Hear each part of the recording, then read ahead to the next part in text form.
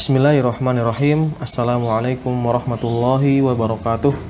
Alhamdulillahirabbil alamin wassalatu wassalamu ala asyrafil anbiya'i wal mursalin nabiyyina Muhammadin wa ala alihi wa sahbihi ajma'in, amma ba'd. Alhamdulillah, segala puji hanya milik Allah Subhanahu wa taala, yang mana tidak ada ilah yang berhak untuk diibadahi melainkan Allah Subhanahu wa taala. Dan juga salawat dan salam semoga Allah Subhanahu wa taala senantiasa limpahkan dan curahkan kepada nabi kita Nabi Muhammad sallallahu alaihi wasallam, dan juga keluarga beliau, sahabat-sahabat beliau, dan juga kepada para pengikutnya yang tetap istiqamah di atas sunnahnya hingga akhir zaman. Baik, ikhwani wa akhwati fiddin, azani Allah wa iyyakum. Kita melanjutkan pelajaran kita tentang bina pemahaman dan pengamalan Al-Quran, yang mana pada kesempatan kali ini kita akan membahas tafsir dari surat An-Nas. Baik, ya. Surat An-Nas ya, secara bahasa ya, artinya adalah manusia. Secara bahasa An-Nas ini artinya manusia. Dan surat An-Nas ini terdiri dari 6 ayat.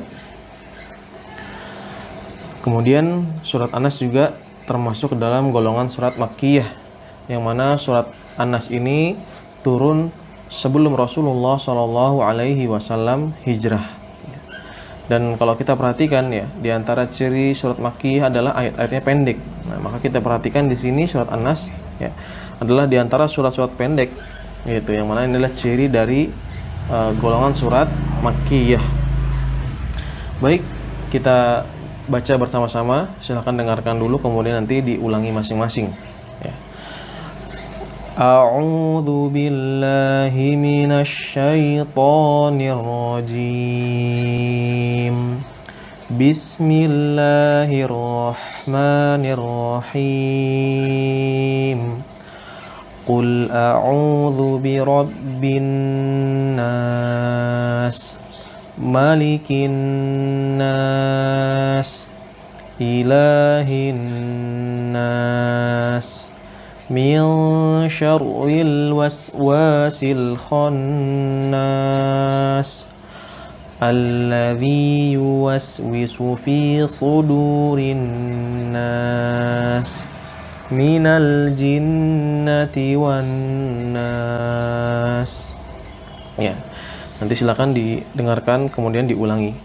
Kemudian di sini perhatikan ada beberapa hal atau satu hal yang perlu diperhatikan ya terkait membaca surat An-Nas ini, yaitu di ayat yang kedua.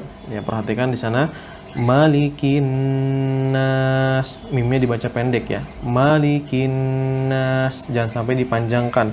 Malikin nas, tapi dibaca pendek. Ya, perhatikan itu. Ini berbeda dengan yang ada di surat Al-Fatihah. Kalau di surat Al-Fatihah dibaca panjang memang. Maliki yaumiddin. Namun di surat An-Nas ini dibaca pendek. Malikin nas. Ya, Ana harap bisa diperhatikan tentang bacaan tersebut, karena banyak sekali orang-orang yang salah dalam membaca ayat yang kedua ini dari surat An-Nas. Baik, artinya kita baca, katakanlah, aku berlindung kepada Tuhan yang memelihara dan menguasai manusia, Raja manusia, sesembahan manusia, dan dari kejahatan bisikan syaitan yang biasa bersembunyi, yang membisikkan kejahatan ke dalam dada manusia dari golongan jin dan manusia. Selanjutnya, ikhwani wa akhwati fiddin, azani Allah wa iyyakum, kita ambil penjelasan dari surat An-Nas ini. Perhatikan yang pertama, isti'adzah adalah memohon perlindungan dan penjagaan dari segala sesuatu yang dapat memberikan bahaya. Jadi di ayat yang pertama ini kita perhatikan di sana Allah Subhanahu wa taala memerintahkan kepada Nabi Muhammad, "Qul," katakanlah wahai Muhammad, "A'udzu birabbin nas." Aku berlindung kepada Rabb manusia.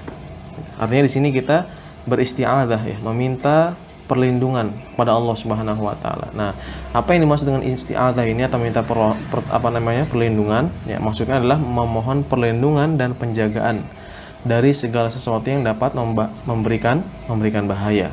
Ya. Di sini secara khusus bahayanya apa? Kita berlindung pada Allah dari bahaya godaan syaitan yang terkutuk.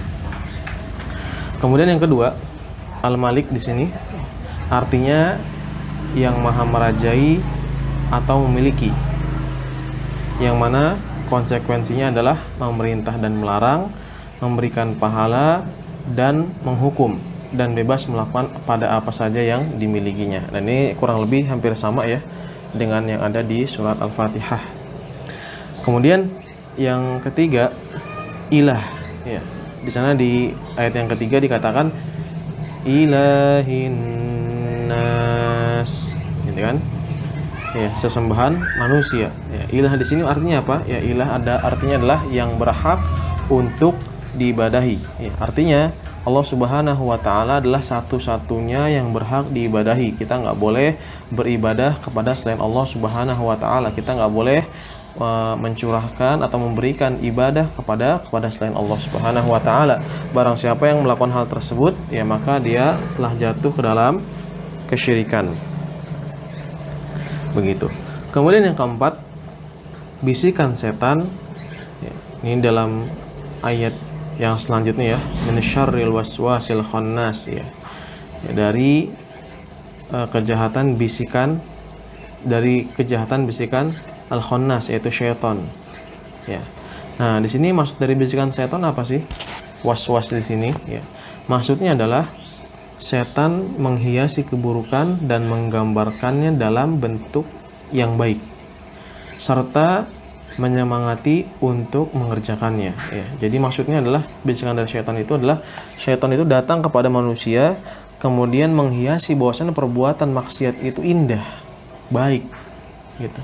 Misalnya perbuatan zina itu baik, enak.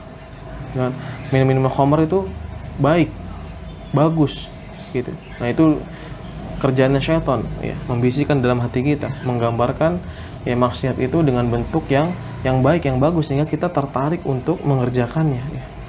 Dan gak hanya itu, syaitan pun mendorong dan mengajak kita ya kan, agar kita ini mengerjakan hal tersebut. Dan ternyata gak hanya hal itu juga, gak hanya keburukan aja yang dihiasi sama syaitan. Ternyata kebaikan itu digambarkan oleh syaitan itu dengan sesuatu yang jelek dan memperburuk kebaikan dan menggambarkan bahwa kebaikan dengan bentuk yang tidak semestinya serta menghalangi dari mengerjakannya. Jadi selain syaitan ini memberikan gambaran bahwasanya perbuatan maksiat, perbuatan buruk itu indah ya, kebalikannya syaitan memperburuk ya amalan baik, artinya memberikan gambaran bahwasanya amalan baik itu jelek, nggak enak, susah ya. Mengerjakan sholat itu susah, misalnya berpuasa itu berat.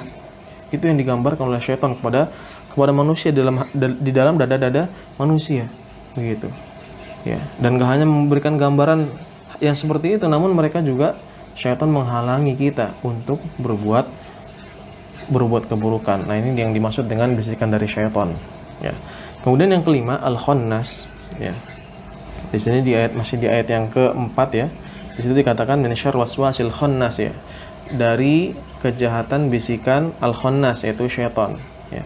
Jadi al-khannas itu yang dimaksud dengan al-khannas adalah syaitan ya. Mungkin muncul pertanyaan nih, kenapa sih syaitan ini dinamakan al-khannas ya? Di sini dikatakan disebut seperti itu karena syaitan lari dan bersembunyi ketika seorang hamba berzikir kepada Allah Subhanahu wa taala. Ya, jadi penyebutan atau sifat bagi syaitan itu adalah al-khannas itu karena syaitan itu lari ketika seorang hamba itu berzikir kepada Allah Subhanahu wa taala. Oleh karenanya, kalau kita ingin dijauhkan oleh Allah Subhanahu wa taala dari syaitan, maka hendaknya kita banyak-banyak berzikir kepada Allah Subhanahu wa taala ya. Dan artinya juga ketika kita tidak berzikir ya, kepada Allah Subhanahu wa taala ya, artinya juga syaitan ini akan lebih mudah menggoda kita. Kemudian yang terakhir, yang keenam, setan pengganggu ini ada yang dari golongan jin dan dari golongan manusia. Ya, jadi ternyata syaitan ini ya tidak hanya dari golongan jin saja, namun juga ada dari golongan manusia. Ya, ya tentunya siapa sih syaitan dari golongan manusia? Ya tentunya sama sifatnya, yaitu yang mereka ini selalu mengajak pada keburukan atau menghalangi seorang dari perbuatan baik. Baik. Kemudian yang terakhir di sini pelajaran yang bisa kita ambil dari surat An-Nas ini adalah yang pertama, perlunya seorang hamba berlindung kepada Allah Ta'ala dari kejahatan syaitan. Ya, ini perlu sekali dan penting sekali buat kita untuk meminta perlindungan kepada Allah Subhanahu wa Ta'ala dari kejahatan syaitan. Ya, bagaimana tidak? Dalam ayat ini Allah Subhanahu wa Ta'ala memerintahkan kepada siapa? Nabi Muhammad SAW. Ini orang yang terbaik di muka bumi ini, diperintahkan oleh Allah Subhanahu wa Ta'ala untuk berlindung kepada Allah dari godaan syaitan. Maka kita sebagai seorang yang biasa saja lebih patut dan lebih pantas lagi untuk memohon perlindungan kepada Allah Subhanahu wa Ta'ala. Kemudian yang kedua, pelajaran yang bisa kita petik ya adalah berdoa dengan menyebut nama-nama Allah yang baik atau sifat-sifatnya yang mulia ya. Jadi kalau kita mau berdoa nih, maka hendaknya kita ini berdoa dengan menyebut nama-nama Allah Subhanahu wa Ta'ala ya. Di surat An-Nas di sini ya kita perhatikan ketika berdoa ya Allah Subhanahu wa Ta'ala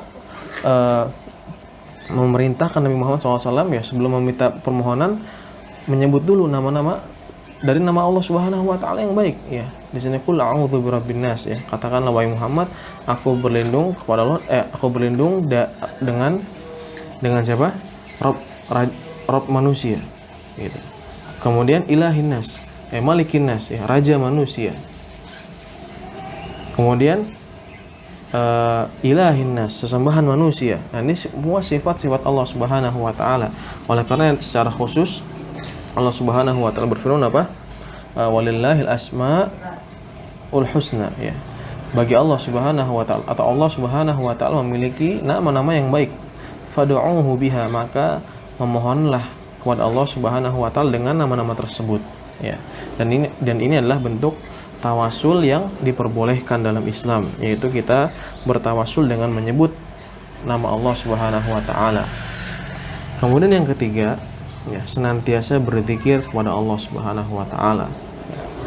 Jadi pelajaran yang ketiga adalah kita senantiasa menghiasi lisan kita, membasahi lidah kita dengan zikir kepada Allah Subhanahu wa Ta'ala ya. Entah itu dengan zikir-zikir mutlak, kita mengucapkan tasbih, tahmid, takbir ya, subhanallah, alhamdulillah, Allahu akbar, atau tahlil la ilaha illallah ya, yang secara mutlak ya kita ucapkan kapan saja, atau yang secara muqayyad ya, yang terikat dengan waktu seperti zikir setelah sholat ya, zikir pagi dan petang, zikir sebelum tidur ya, atau zikir-zikir ketika masuk rumah, keluar rumah dan lain sebagainya ya. Hendaknya kita berzikir, senantiasa berzikir ya, karena dengan berzikir kita akan dijauhi oleh Allah Subhanahu wa Ta'ala dari syaitan. Baik, alhamdulillah selesai sudah pembahasan kita tentang tafsir dari surat An-Nas. Semoga penjelasan yang singkat ini bisa difahami dan juga bisa diamalkan. Kita akhiri dengan bacaan kafaratul majlis. Subhanakallahumma wa bihamdik, asyhadu an la ilaha illa anta astaghfiruka wa atubu ilaik. Assalamualaikum warahmatullahi wabarakatuh.